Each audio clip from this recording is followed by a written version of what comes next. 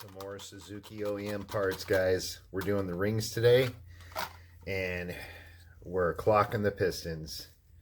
Anyways, welcome to another episode of my bike build, and you're watching the KR Moto channel.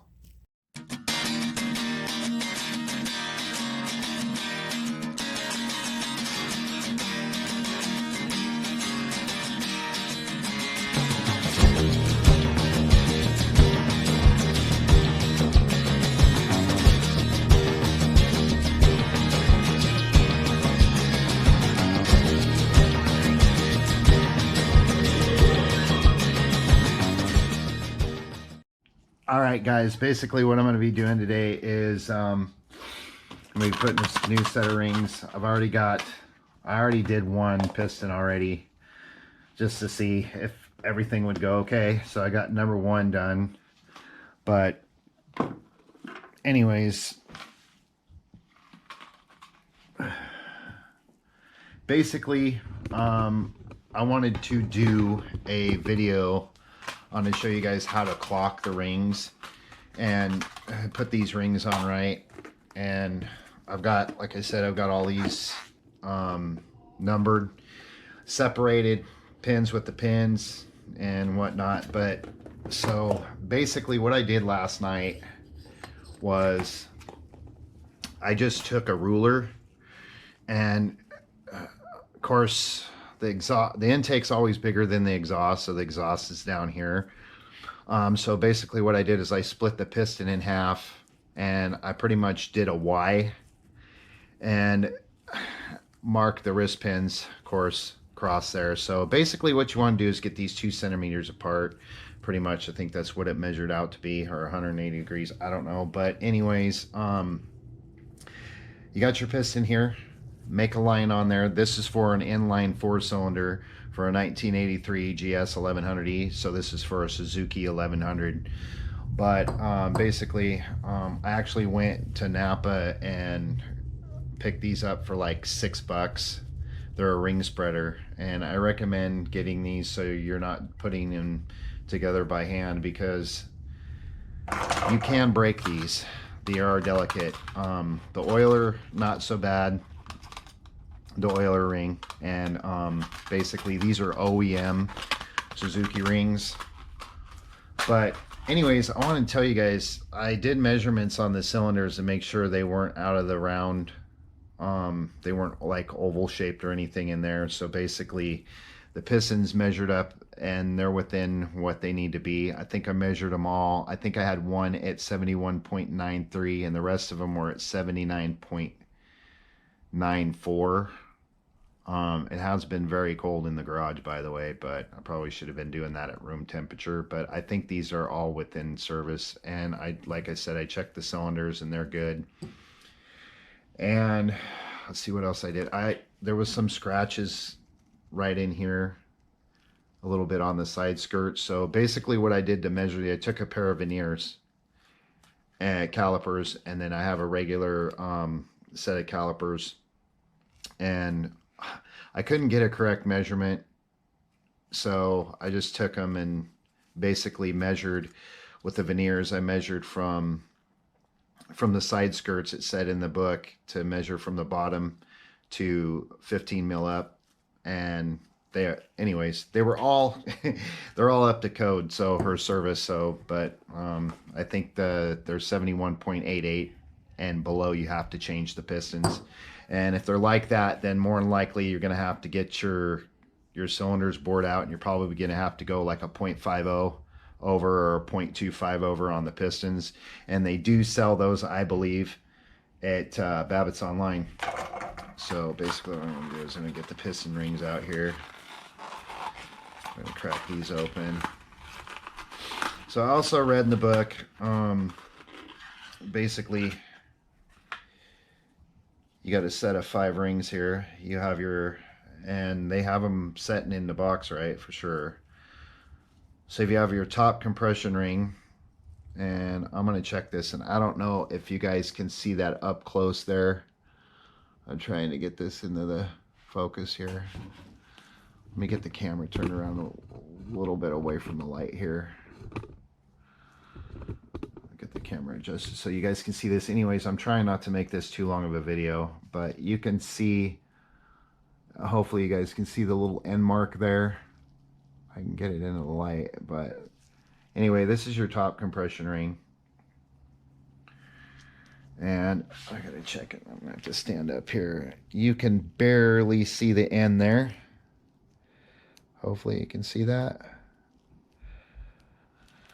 So the letters, they all face up. Oh, and I checked my wrist pins too, and they're supposed to be 17.98, and they were all 18. And they said they could be 18, so, which is great.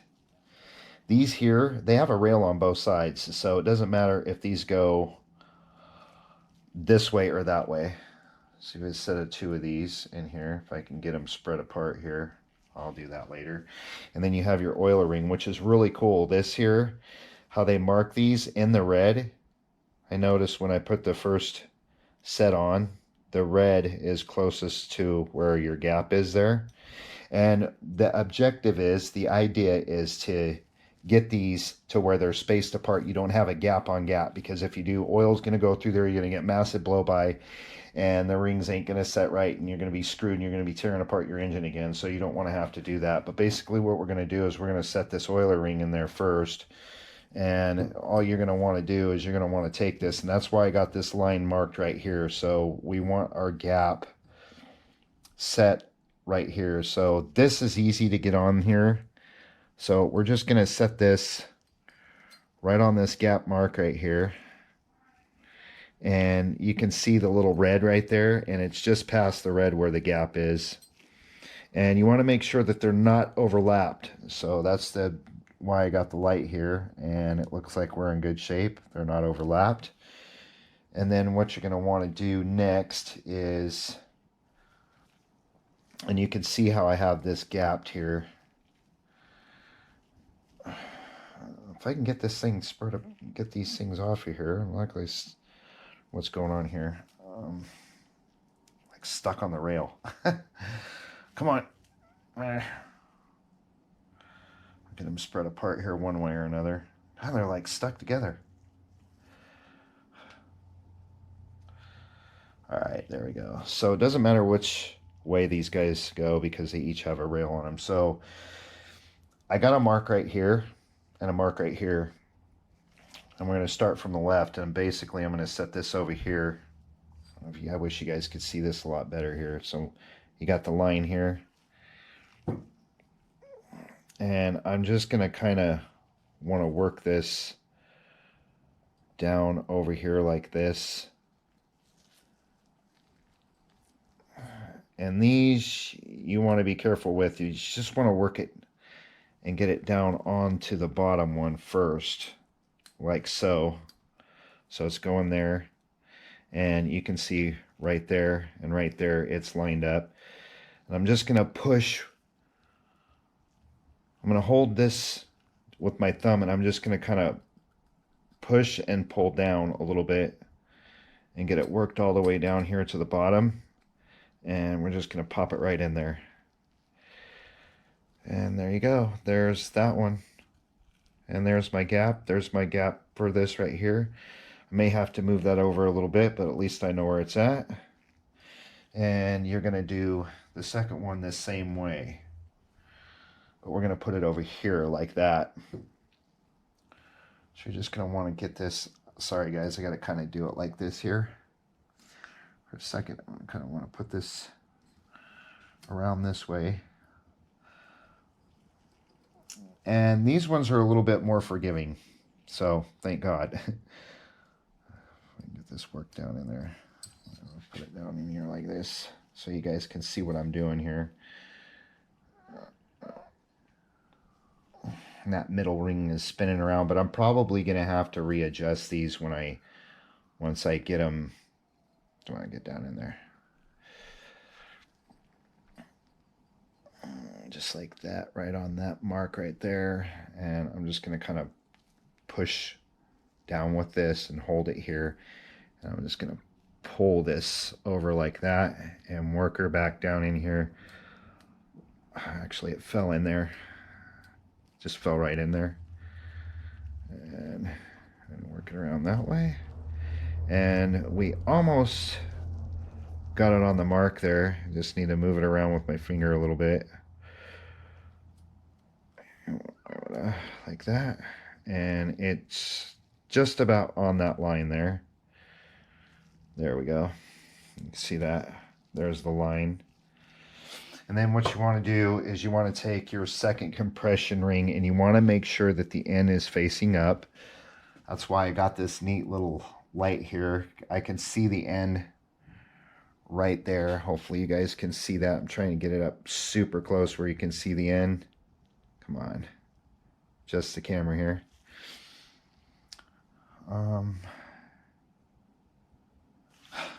Going blind. Got to get my glasses. So yeah, there is an end there. What you want to do is you want to take your ring spreader and you want to get that in there like this. And like I said, I recommend getting a set of these. Just be careful with them that you don't spread it too far apart. So we're going to go to the right this time. I'm just going to take it, spread it very carefully. God, that's not so... Well.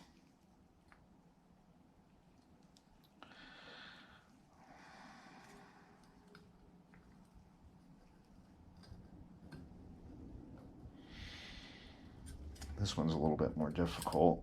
We're going to get it around in there, please. Got to be very careful with these. I don't not like spreading them apart like that. Holy crap, that's way wide. I'm going to try something here that I said that I do not recommend doing.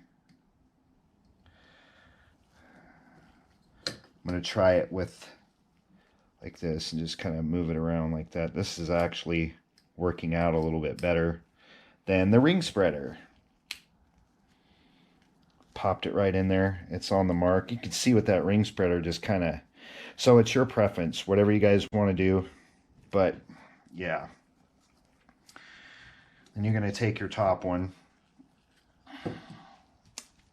I don't know, guys. Napa, $6. Like I said earlier. I want to set this over here. So we got... yeah, let's mark over here. And I'm going to go ahead and I'm going to try this again here. Just going to kind of work this around in here. I don't like how that spread that ring apart like that, those ring spreaders. I'm just going to kind of move this down, push out and down, and just kind of work it in here.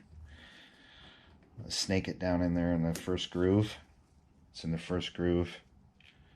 And I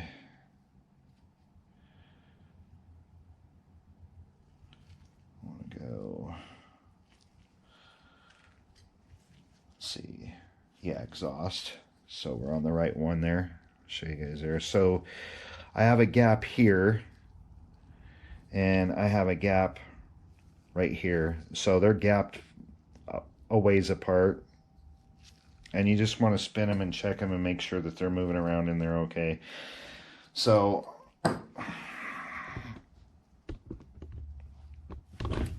basically it's pretty simple, guys. You just draw a line like this, if you can see the lines across there, and just run your gaps the same way. So I just basically did the top one to the right and the bottom one to the left,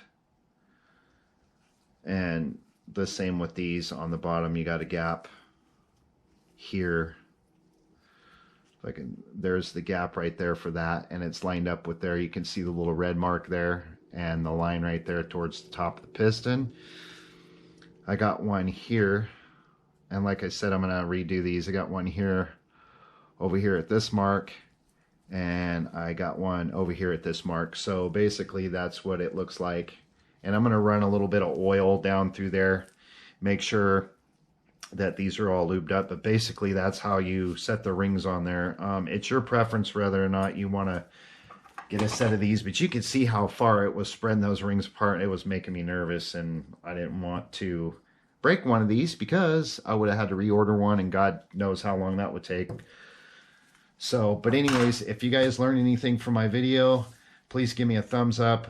Don't forget to hit the subscribe button, and don't forget to hit the little notification bell. And hopefully soon I'm going to be doing another video on cracking the case open on my engine, the bottom part, because I got to do the timing chain. But anyways, guys, got 258 subscribers. Need some more. I love you guys out there, and please take care of yourselves with the stuff that's going on in the world today. But thanks for watching. Okay, guys, I just wanted to do a review on what I did putting the rings on and clocking these. You can see how I kind of drew these lines out, and like I said earlier, they're probably about 180 degrees out, or 2 centimeters. So basically what I did is I split the piston. I drew a liner down this way, and this is basically for the oiler ring.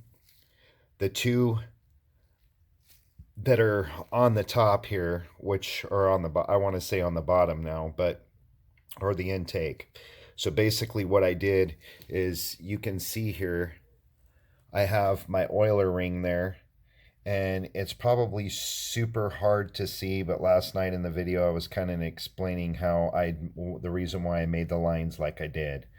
So basically you just draw your Y there, and you draw a line from that arrow down, and then across here, right across here, is for the wrist pin. You do not want to line up any of your gaps along the side of the wrist pins at all. The same reason why I was saying is because you don't want any leakage. So basically you can see right in there, I was messing around and moving this around with the rings, trying to get them adjusted. So you have that gap there that's on the bottom. It pretty much lines up with that line there. There's another one right here that lines up, supposed to line up with this line over here. You can fix these with a screwdriver, trying to get these adjusted.